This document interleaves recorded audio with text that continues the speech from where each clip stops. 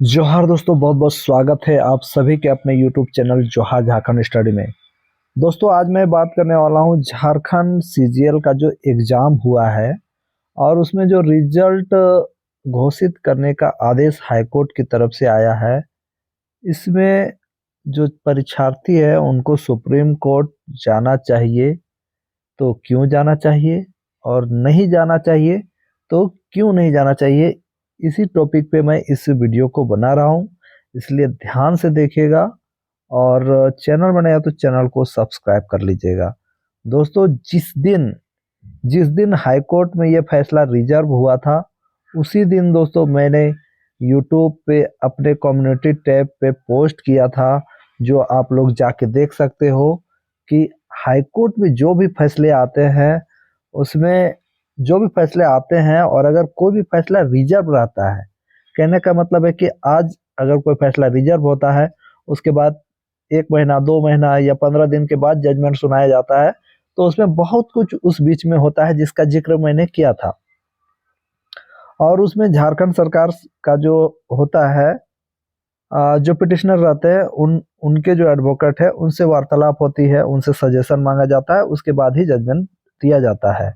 और विशेषकर ऐसा ही जजमेंट दिया जाता है जिसमें कुछ न कुछ ऐसा पॉइंट छोड़ दिया जाता है जिससे कि वो मामला जब सुप्रीम कोर्ट जाता है, तब हाई कोर्ट में जो पार्टी जीती हुई रहती है वो सुप्रीम कोर्ट में हार जाती है। जैसा कि मैं हाई कोर्ट और सुप्रीम कोर्ट को लगातार 2 वर्षों से फॉलो कर रहा हूँ, और हम लोगों ने केस भी किया था झारखंड सरकार वर्सेस जो सीटेट और जेटेट कैंडिडेट थे, वो जो केस चल रहा था उसको मैंने 2 वर्ष फॉलो किया। 2 वर्षों का मेरा अनुभव है दोस्तों, आप लोग ध्यान से देखिएगा।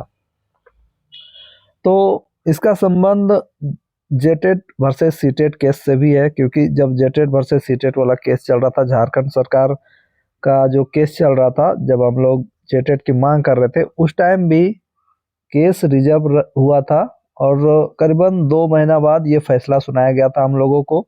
और फैसला ऐसा सुनाया गया और उस फैसले में ऐसा क्लू छोड़ दिया गया, जैसे कि क्लू छोड़ा गया कि जेटेट जेटेट तो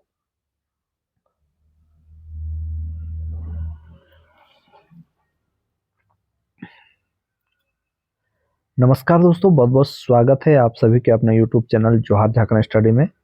दोस्तों, आज हम लोग चर्चा करने वाले हैं कि झारखंड सीजीएल केस जो हाई कोर्ट में चल रहा था, ये सुप्रीम कोर्ट जाएगा या नहीं, और जो भी पिटिशनर हैं अगर इस केस को सुप्रीम कोर्ट ले जाना चाहते हैं तो क्यों सुप्रीम कोर्ट ले जाना चाहिए, और अगर नहीं ले जाना चाहते हैं तो क्यों नहीं ले जाना चाहिए, इस विषय पे मैं डिस्कस करूंगा।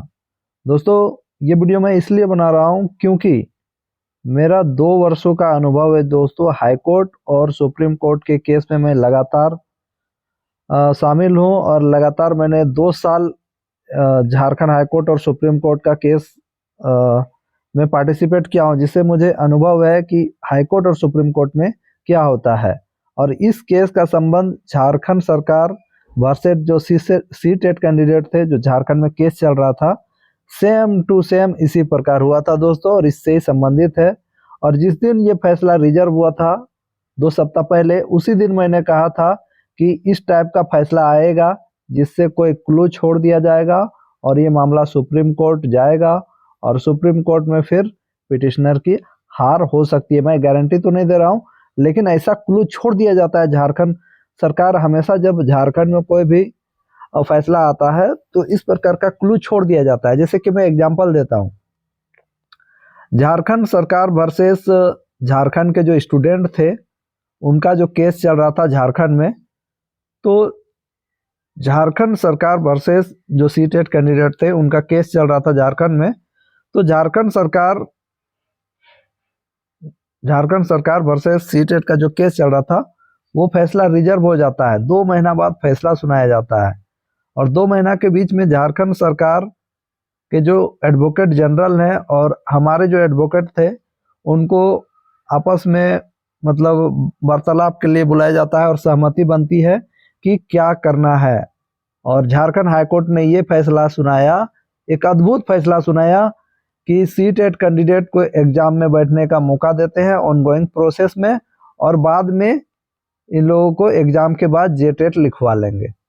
तो एक इस प्रकार का फैसला था जिसमें कंट्राडिक्शन था, यानी आप एक तरह कह रहे हो कि जेटेट बहुत बड़ा एग्जाम है और आपको जेटेट देना ही है, ऊपर से कह रहे हैं जितने भी सीटेट कैंडिडेट हैं उनको जेटेट देना ही होगा। वो चाहते तो इस ऑनगोइंग प्रोसेस को रोक देते और जेटेट लेके बहाली करवा सकते थे। अब इसी क्लू को जेटेट कैंडिडेट जो पास थे उन्होंने सुप्रीम कोर्ट ले गए और सीटेट कैंडिडेट की सुप्रीम कोर्ट में हार हो गई। तो चलिए, तो यहाँ पर जेएसएससी सीजीएल केस में ये हुआ है कि इन्होंने क्या किया है कि 10 कैंडिडेट को कहा है कि ये कैंडिडेट नेपाल गए थे। तो ये एक क्लू है जिसको लेकर अभी आप सोशल मीडिया में देख सकते हो, क्योंकि एक तरह कह रहे हैं कि एक तरह सरकार कह रही है और झारखंड सरकार मान भी रही है कि, और झारखंड हाईकोर्ट ने भी माना है कि इतने लोगों ने कुछ न कुछ चोरी चपाटी किया है, इनका जो है रिजल्ट रोक दिया जाए। तो ये एक क्लू है, इसके तहत आप लोग जा सकते हैं, यदि आप लोग चाहते हैं तो जा सकते हैं। ये एक क्लू है आप लोगों के लिए, और आप लोग ये दावा कर सकते हैं कि जब ये 10 कैंडिडेट ने कुछ किया है, चोरी चपाटी किया है, या इन लोगों ने क्वेश्चन लीक किया था, तो क्या गारंटी है कि और जगह ये क्वेश्चन नहीं गया होगा। इस चीज को लेकर आप लोग जा सकते हैं। ठीक है, अब बात करते हैं कि क्यों नहीं जाना चाहिए। ठीक है, सुप्रीम कोर्ट क्यों नहीं जाना चाहिए।